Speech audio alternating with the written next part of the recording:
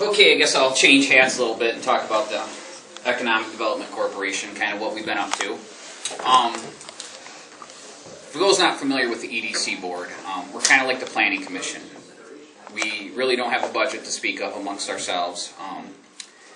We don't have any power, so the talk was, what are we? Well, I guess we're kind of an idea factory. We kind of come up with ideas of what we think would make this county more viable for economic development. So, last time I talked to you, we were a newly formed board.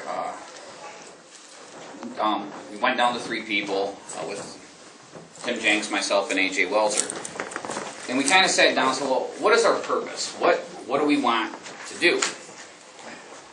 And kind of what we come up with is, well, look at that 2006 Economic Development Plan. So we spent a while going through that. Another thing we wanted to do was kind of get a good working relationship with the EDA, which I think we've accomplished. Just recently, we prepared a grant for the Musser Foundation, from the Musser Foundation, working with the EDA.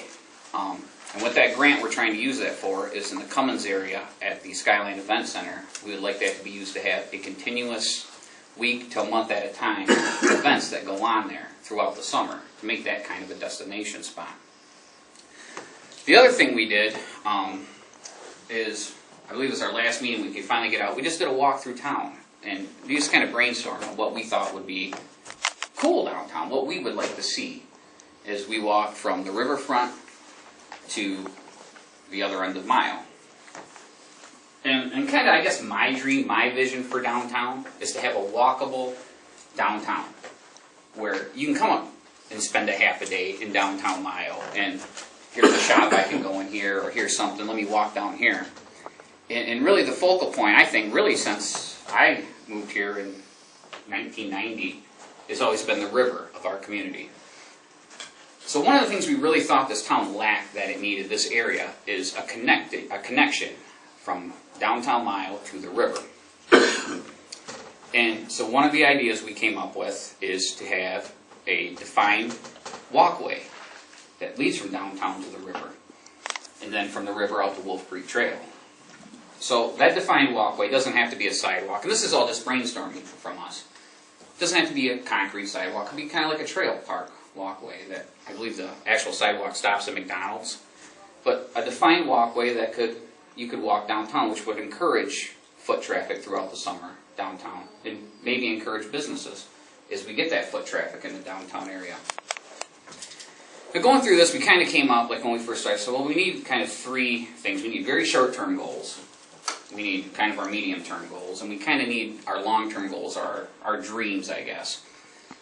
So right now, one of our short-term goals as we're working on is kind of a campground initiative. Kind of like a Camp Oscoda County type thing. So we're working on getting all the campgrounds together and kind of building a website, working with the Chamber of Commerce, and kind of promoting our area a little bit. Because really I believe, and again just my belief, is just our future, our present, even our past has been kind of tourism. I mean, we can't go down, we can't make GM build a stamping plant here or nothing. So tourism have always kind of been our bread and butter in this area. So with that, kind of our short-term goal was this camping initiative we're taking on this summer. Our long-term goal is a connectivity from Wolf Creek Trail down to the Southwest Park corner, which is already partially developed by Consumers Powers. Now we have it on the north side with the fishing pier there, with the Joe Pillars fishing pier, which is eventually going to run from there to McKinley. Our kind of thing we've been looking at is that south end park, which is technically leased from the state by Consumers Powers, and it's put into a land bank. But when we went down there, it's really a natural connection point from the dam all the way to Wolf Creek Trail, because you can walk that trail all the way down to MDOT, through under the bridge, which the trail is already there, all the way to the dam, to that fishing pier right there. So on that, we started to make some phone calls. That we've contacted, our name's Brooke McTaggart from Consumers Powers, and found out that right now there's really no plans for it. But they're open to the idea. And like anything, you know, as you guys know, there's a gazillion jumps or hoops to jump through. You have EPA, you have the people that own the land bank. You have the DNR. So the first step we're doing in that, within the next probably 3 months, is we're going to get everybody that's got a reason to be there for a meeting. For instance, Forest Service, DNR, one of the liaisons from the commissioners, a member from the EDA, and we're going to try and put together just to see if it's feasible to do it. And if it is feasible, then come up with a plan to do it. And kind of my vision, our vision, I guess, for that is a family park down there. I mean, we have MDOT park on that side, on the east side of the road, but on the weekend, that's not really a place to take a family. So, in my mind's eye, I would want a family area, no boat launch there, so you just don't have the hordes of people. That you could, again, have that walkable area from downtown, be able to walk down there and enjoy the day at this park. So that's one of the long-term goals we're working on. Are you working with the park? We're going to get a hold of them also. Everybody that's got a seat at that table. I've even, again, talked to Joe, because Joe is responsible for all the maintenance, and just kind of run it by him. But it's at the very infant stages. Dan Money is the guy you want to be talking to. It's been mentioned to him also. Okay. Okay. So that's our long-term goal with the EDC. Our medium-term goal with the EDC is the Musser Foundation grant that we put in for the Cummins area. And of course, our short-term goal, that low-hanging fruit that I talked about the first time we got here, is the campground initiative to get here. I mean, we can't, like I said, we can't make businesses come here, but we can foster the environment. And if we can get those people coming in the summer, those are the people that buy here in the future when they retire and want to move up here. So that's what the EDC's went up to. Thank you very much, Mike. Dwayne, you have a question? Yeah, I want to ask Mike, are they doing anything with brownfield? I mean, what do you see them with that? We haven't had a brownfield meeting since I've been the chairman of it, but I think we do have one coming up. Okay, I'd like to input to that if I could. Because again, there's a few things that EDC was still doing brownfield. And some things that have to be addressed. Okay.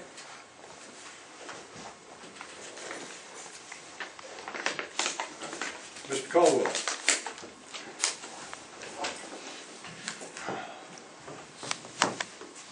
Front and center. Please. The request for my presence came to Brenda, and to give a brief overview of Steiner Museum, where it's come from and where it's at, what we hope it will be achieving. And I guess a little bit of background. I think most people here will recognize that the Steiner Museum was originally started by Earl Steiner as a personal collection, and over the years it became so extensive that he incurred the help of community organizations and private donors and so forth to get the land where the museum currently is located, 2 miles north of Fairview. And the main building was constructed again with volunteer materials and labor. Went on a few years, and they added a apartment on the side of it for Mr. Steiner and later some caretakers. And then there was a annex building, a upright board old-fashioned style barn building put alongside for farm equipment and other items that would not go into a domesticated type of museum. And then, of course, they moved the old Fairview schoolhouse up there, the log school, and a lot of exterior items. Over the years, somehow the ownership of the Steiner got transferred over to a large corporation that was going to run it. they ran into some financial trouble, filed bankruptcy, and the local citizens got quite excited about the antiquities, the collection, the facility, and all of their donations being sold off as an auction item at a bankruptcy sale, and worked out a arrangement with the bankruptcy court to have the county of Oscoda and each of the 6 townships take over ownership of the facility, which has happened. The deed includes a percentage that each entity gave to the purchase of the property. Goes from 28% to I think around 10% for the lowest. And that is right on the face of the deed that each of these entities are owners of the Steiner Museum. Along that same thought, there was concern about the perpetuity of the facility, and a organization known as the Friends was created to provide physical and financial assistance to the Steiner Museum, which is now, the Steiner Museum is organized as the Steiner Museum Historical Commission, which has representation from by 2 members of each of the townships and the county. And that's our commission at this point. Our finances are handled through Oscoda County, through the treasurer and the clerk.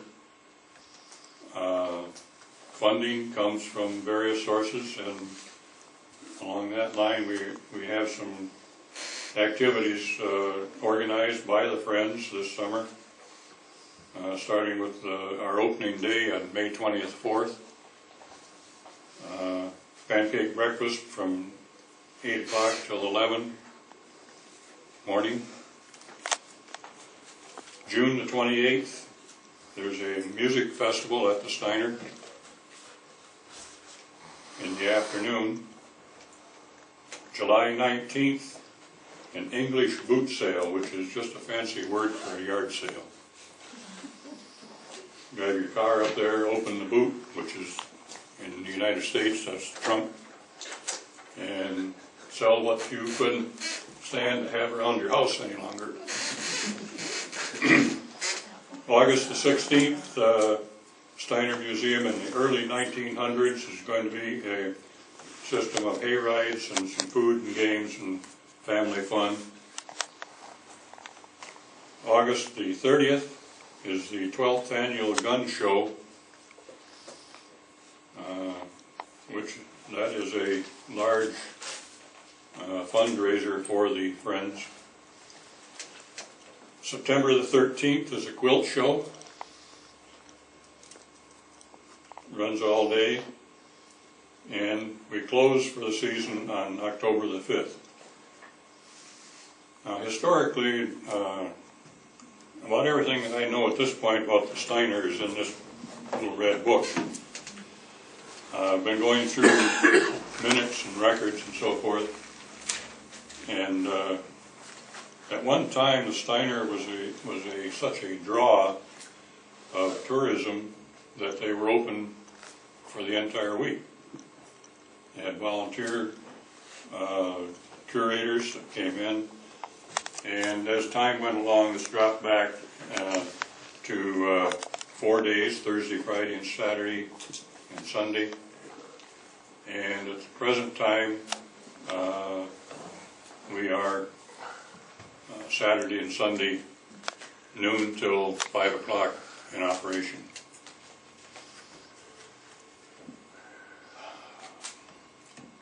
This might sound a little harsh coming from the guy that's chairman of the commission, but there's a fine line between a junkyard and a museum. A junkyard, you can throw stuff in the corner and let the grass grow up over it, and wooden parts of it can rot down and become unusable. A museum takes a lot of effort by volunteers and people that want to donate funds or services to keep the exhibit items in some kind of a condition that visitors or guests would like to see them. One of the, or two items that have been taken care of over the winter months is the renovation and reconstruction of the large logging wheels. They are now back at the museum. They're sitting out in the big field on the hill. They're brightly painted in yellow and black to be an eye catcher.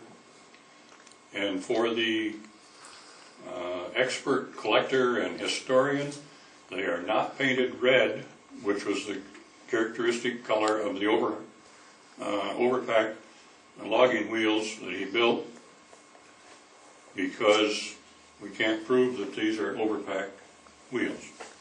So we diverted from the red, barn red color to the yellow and black for two reasons. One, an eye catcher. The second, to set aside the fact that we recognize these may not be originals that were built in the 1880s to about 1910 by Mr. Overpack over in Manistee, Michigan. That's where the original logging wheels were built. They built thousands of them, and we're not able to tie these wheels to that manufacturer. We think they were made by a blacksmith in the Onaway area.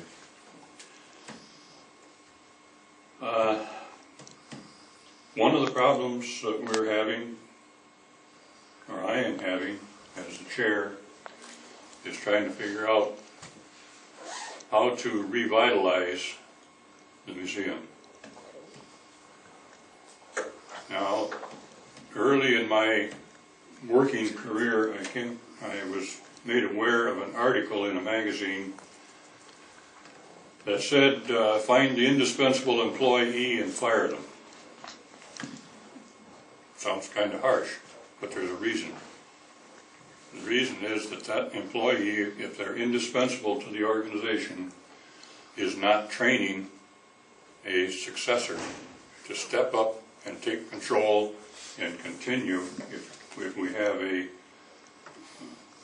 reason for that indispensable person to be terminated.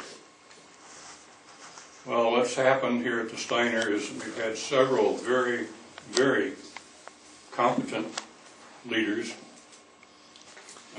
curators, directors, whatever you want to call it.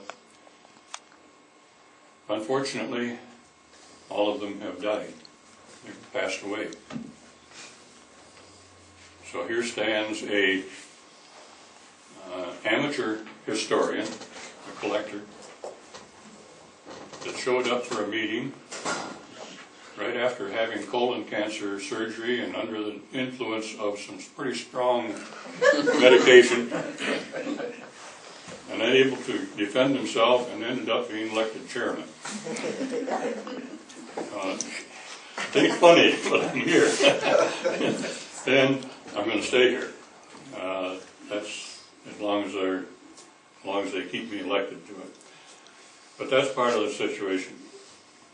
We need to develop interest within the community on volunteers to come in and help restore many of these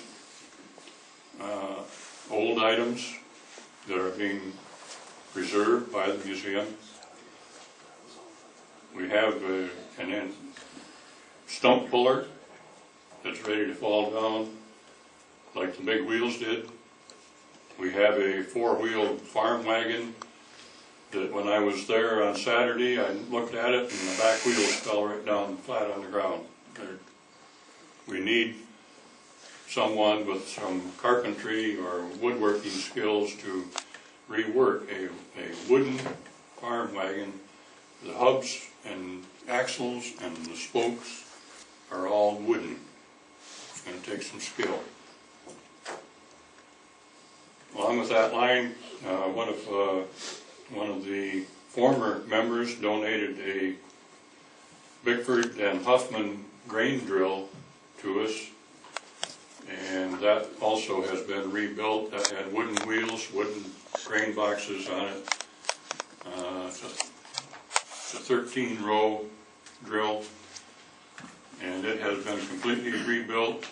It is not operational, but you can sure look at all the parts and pieces and say, this is what it was supposed to do. And it's now parked at the grounds there at the museum. One of our blessings is the fact that the Board of Commissioners has annually given us a very generous allocation, which has allowed us to employ a groundskeeper and a receptionist part-time on the Saturday and Sunday hours. And the maintenance groundskeeper person is busy currently picking stones out of the road and cleaning up around the yard and cleaning up brush and all that kind of stuff, getting ready for the opening session on May 24th. The next issue that we have is attendance by our membership. The Historical Commission, as I said, is made up of 2 members from each of the townships plus 2 members from the county, and be, I guess, open and forward about it. We have very poor representation. We are short 2 members from Greenwood. We are short 2 members from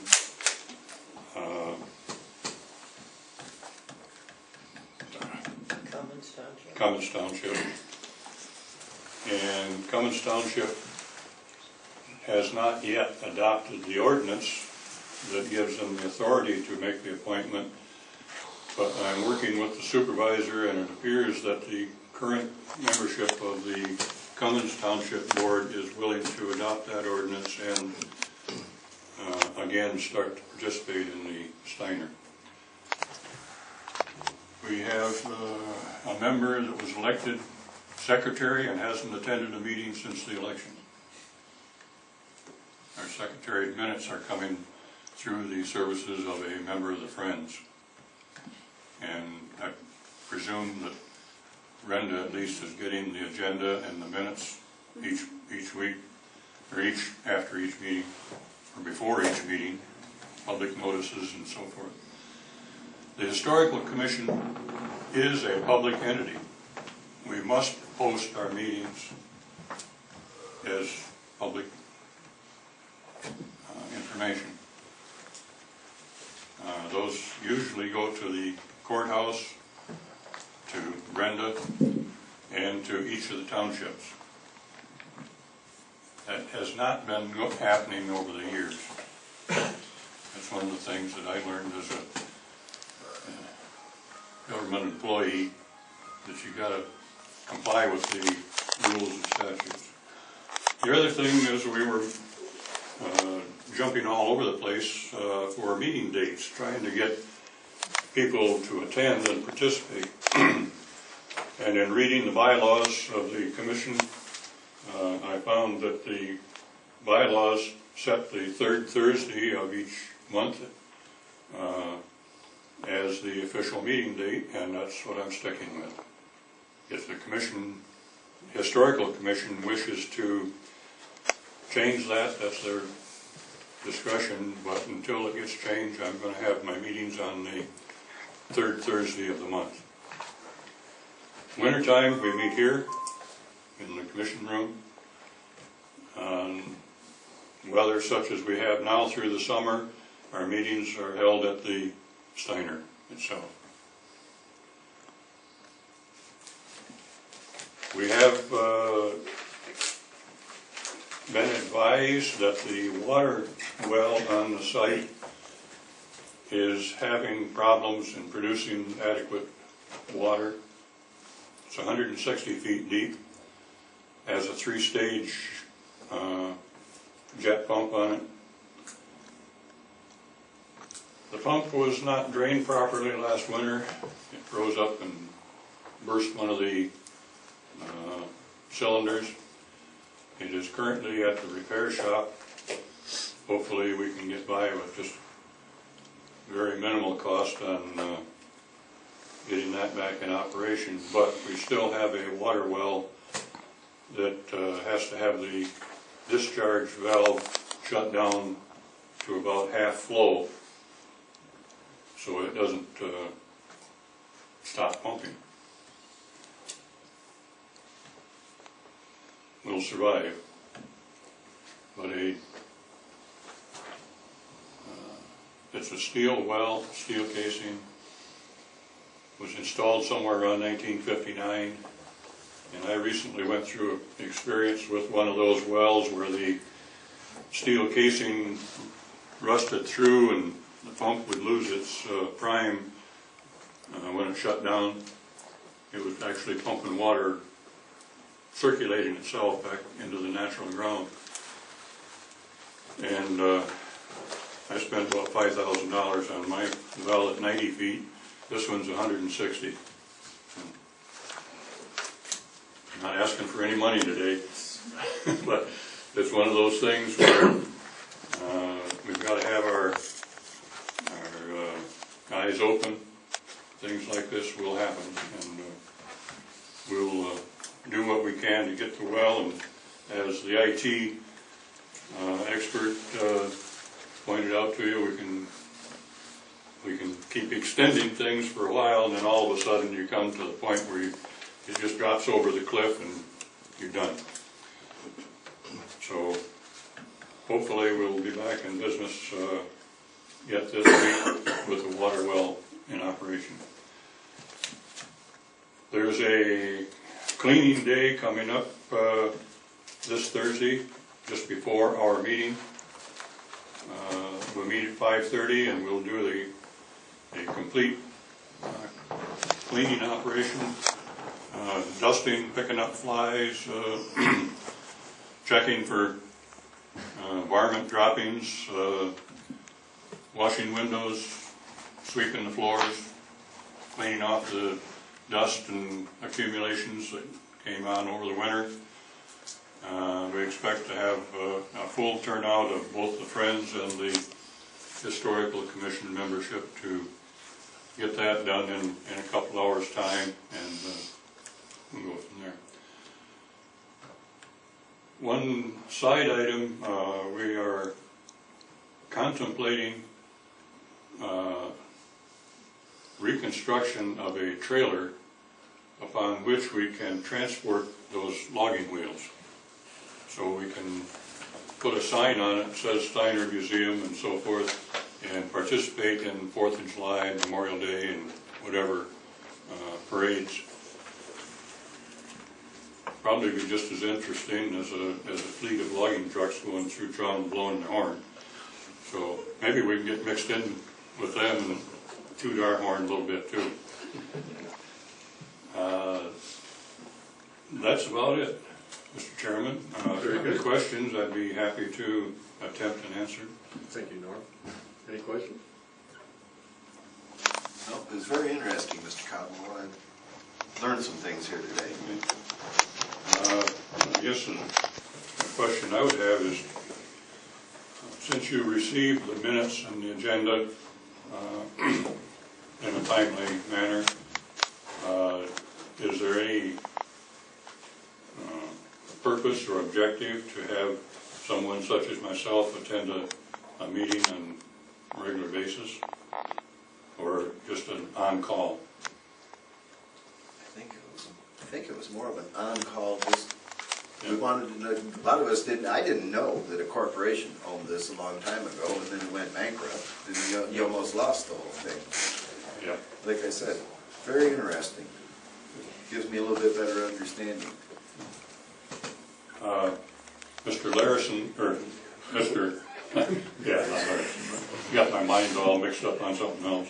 Mr. Wilson is chair of the Friends, and I'm sure he can say a few words every meeting if you need to. I just hope everybody shows up for the pancake breakfast the 24th. I served a lot of eggs last time. Kevin cooked a lot of sausage, and we're going to do it again. We hope everybody shows up to eat.